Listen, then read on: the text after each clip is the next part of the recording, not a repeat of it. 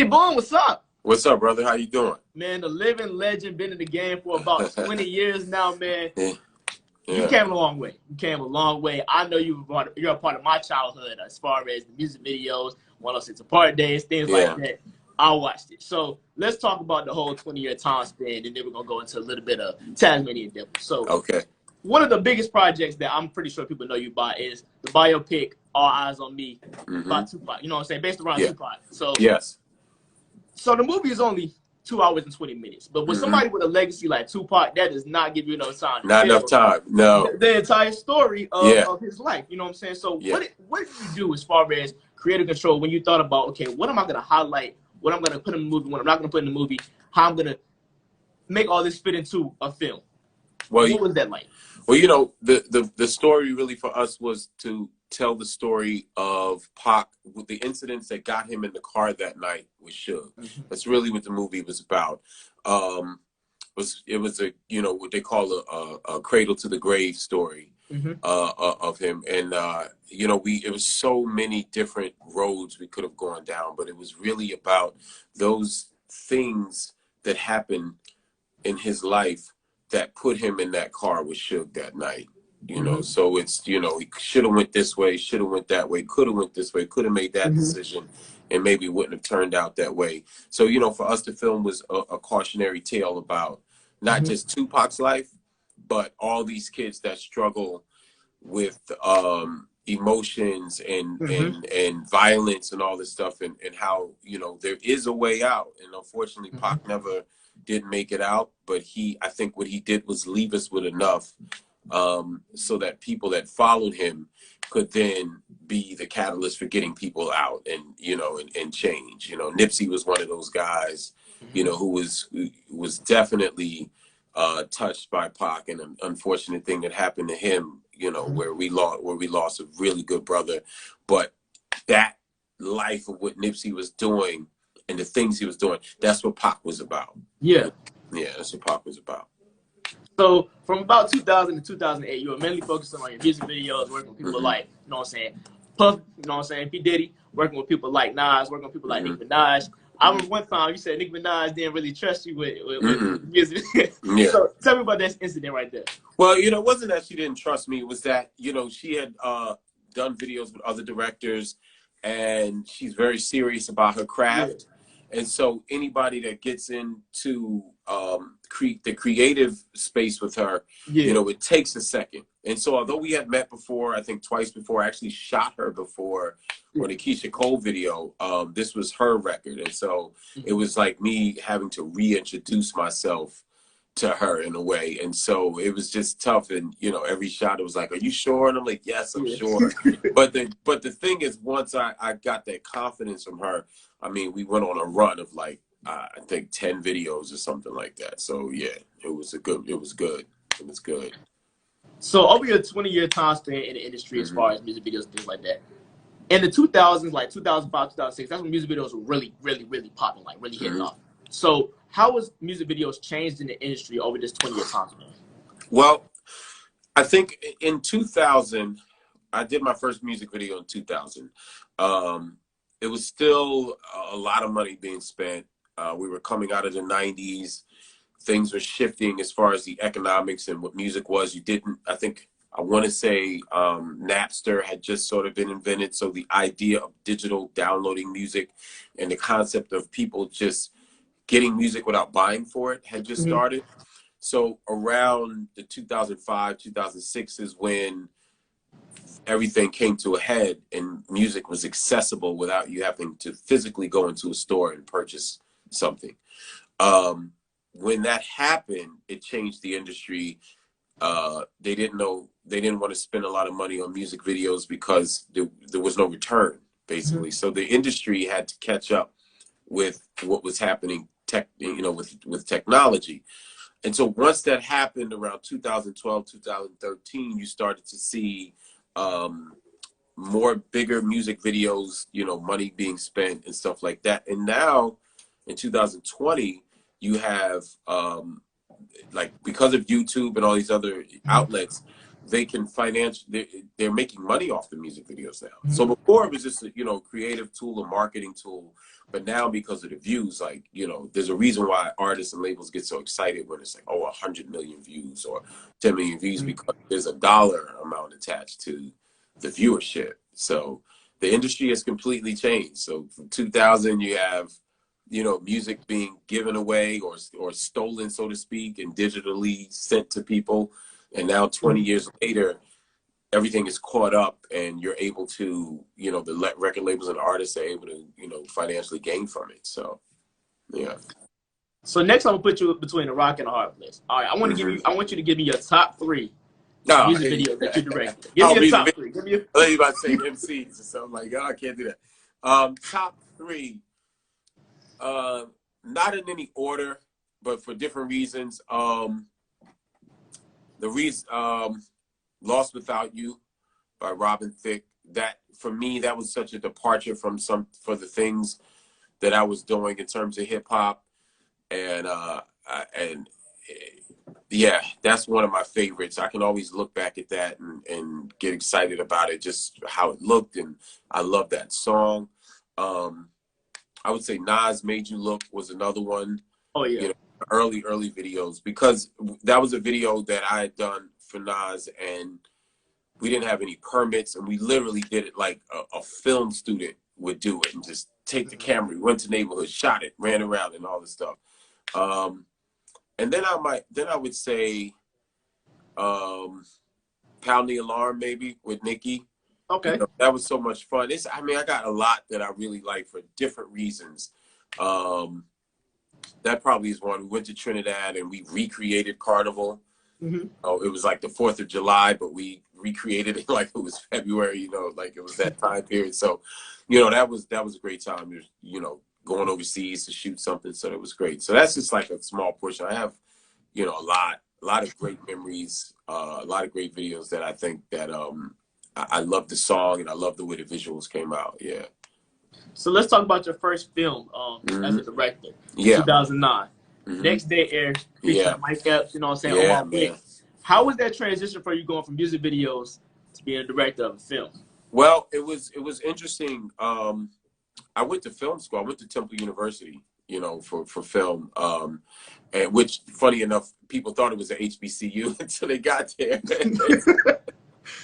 Yeah, it had that reputation. So, you know, I always wanted to direct films and write films and stuff. So that's what I was going to school for. The transition was good for me. I had the trust of all the actors. Wood Harris, I knew. Mike, I kind of knew a little bit. And Omari Hardwick, I had just met. But the thing was, when I met Omari, you know, found that we were both alphas. So that connection was immediate. So I had the trust of the room with those guys. And, you know, we worked so hard together to make that film. All the funny bits, you know, retakes of this and us saying, you know, what did we say this? And I know it's scripted like this, but this could be funnier, and us just, you know, going off the script and doing it. So it was a really fun movie to make. It was really fun, you know. So you mentioned that you were alpha. What did being alpha do for your life?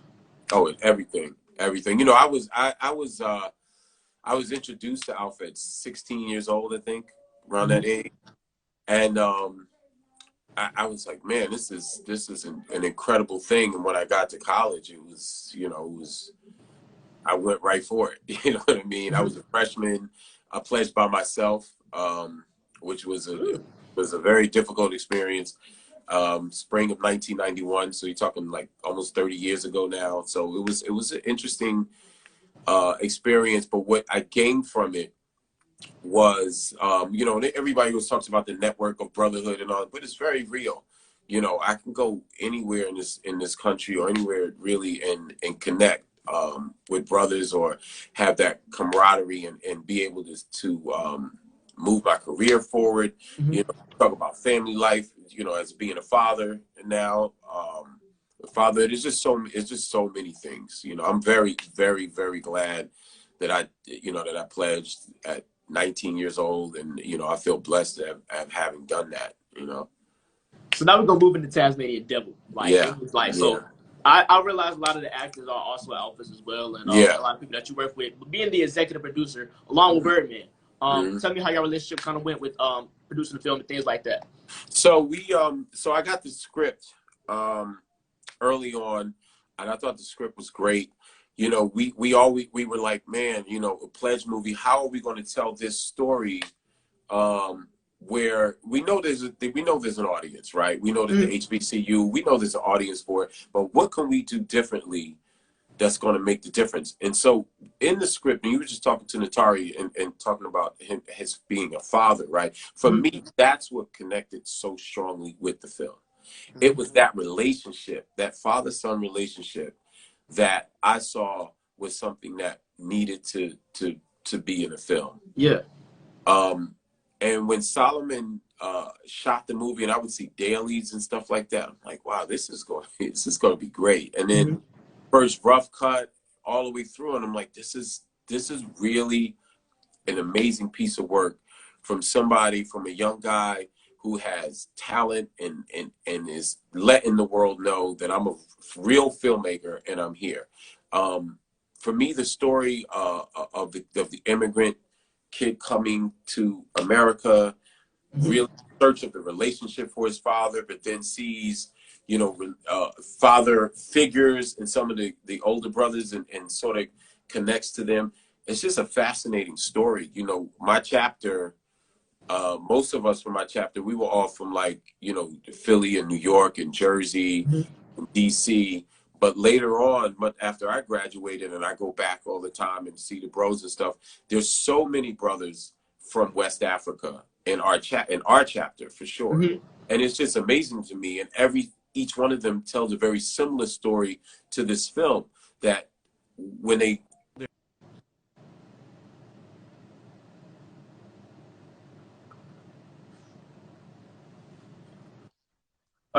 told their parents that they wanted to pledge,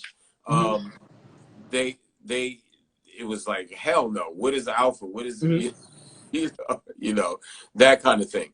And so this film connected with me in that way, where I wanted to see this story. I wanted to know what that journey was like for a kid who's a first generation American, or some of them not even first generation, you know, born there and come here. What is it like to come and be a part of the African American experience, right? The Black experience in America, and what is that like? And so this film sort of, it doesn't answer all those questions, but it answers a lot of those questions, and gives, you know, sets it up in a way where you want to see more and you want to hear more, you know? So how do you feel like, let's talk about HBCUs. Like, Temple's not an HBCU, but it's not. It's not. What now? If you did decide to go to one, I'll let you even give me two. Well, just so you know, I applied to 3 schools. It was Temple, Hampton, and Morgan. And so the Morgan of it all, it's in Baltimore, and I felt like, you know, it's an hour away from Philly. I could go there, come back. Hampton, I have a lot of relatives in Hampton and Newport News, Virginia. So I thought, you know, I could go there and stuff. But then what happened was, financially, it made sense to stay home in Philly. They were giving money and that whole thing. So that's really the reason. But I probably would have gone to Hampton had I not gone to Temple. Probably would have won. That's good. So at the be all end all, at the end of the movie, what's the message as an executive producer from your role? What's the message you want to get across to HBCU students, and the people that don't know anything about HBCUs or about Greek life in general? What's the message that you want to get across? Well, I think the message we want to give is that there's a collective of people now. I mean, the world right now is really, really crazy, right? I've been on these Zoom calls with alphas. I've been on Zoom calls with just other Black men who happen to be Greek, whether they're Kappas or Qs or whatever. And the thing about all of us, and what we need to do for our community is the same. And so what I want people to take away from this film is that, yes, you know, there's pledging in the movie, and, you know, that's part of the process of it. But it's also a building process that happens for this kid. Because when you're 18, 19, 20 years old, you're not really clear and sure about what you want to do, right? So when you align yourself with a Black Greek letter organization, the idea is if the process is right, that process starts you on your way through into adulthood, you know? So like you're armed, hopefully, possibly in the right process with the knowledge and opportunity and the wind at your back to go, to push you out there into the world, you know? Because if you could get through that, it's like during that learning process, that breakdown process and that rebuilding, you go out into the world like nothing's going to stop me because I will do that, you know? So that's that part of it. The other thing is that, you know, we also know that how hard it is. Every kid that's in college has their own circumstances. Some kids are there, you know, on an athletic scholarship, right? Some are there single parent family home or grew up with their grandparents. And then you have some that come from a, you know, mother, father home and all that. But there's the commonality is that once you're there at that school, the life there, that's your time. Like that's your time to really explore your life. If you're going to make mistakes, don't make them too bad, but that's the place, you know, to make them. And we want people to walk away from this film looking at a slice of life from the HBCUs and what that's like, and what that's like for Americans, and what that's like for immigrants, for you know, a brother from Africa or a sister from Africa that comes here and tries to find their way into what they call Americana or Black Americana. So the last thing I'm gonna ask you to do is, as a journalism student myself that attends the HBCU, that's trying to get into the industry of entertainment and things like that, what are some words of encouragement that you have for our students that are listening right now? Well, I would say this is a great time. When I was trying, you know, there were not a lot of outlets. We didn't have a lot of people to look up to be honest with you. Like we had Spike Lee, and then John Singleton came after, the Hughes brothers, but there wasn't a lot of Black content on television. You got one Black movie a year, maybe two. Now, man, you turn around, it's like you go to Netflix, it's Black content. Stars has Black content. ABC, and this content is what is keeping these networks afloat. So now, you know, Black is hot. You know what I mean? So I would say, if you have an idea, I don't care how crazy the idea may seem or how out of the box it may seem, go for that idea. Like if anybody's watching Lovecraft Country on HBO, it's a sci-fi show set in I think in the 50s or 60s, you know, with all Black cast on a sci-fi television show. This is something we 5 years ago nobody would have brought to put on. It wouldn't have been believable. They would say no one's going to watch it. So this is the time to strike. We don't know if it's going to stay like this, if it's going to shift back, you know, but this is right now, I would say, the time to strike. If you are a writer, an actor, a musician, an artist, I mean, just any of these creative outlets, this is the time right now. This is the time. Absolutely. I really appreciate you for your time and giving me those words of encouragement, as well as all the other HBCU students, and taking the time out to really highlight everything that goes on and just giving a little insight of everything that goes on behind our campuses, behind the education and everything like that. So I appreciate you for your time, and hopefully we'll be in touch soon. Yeah, man. Peace out to everybody. All right. Sir. All right.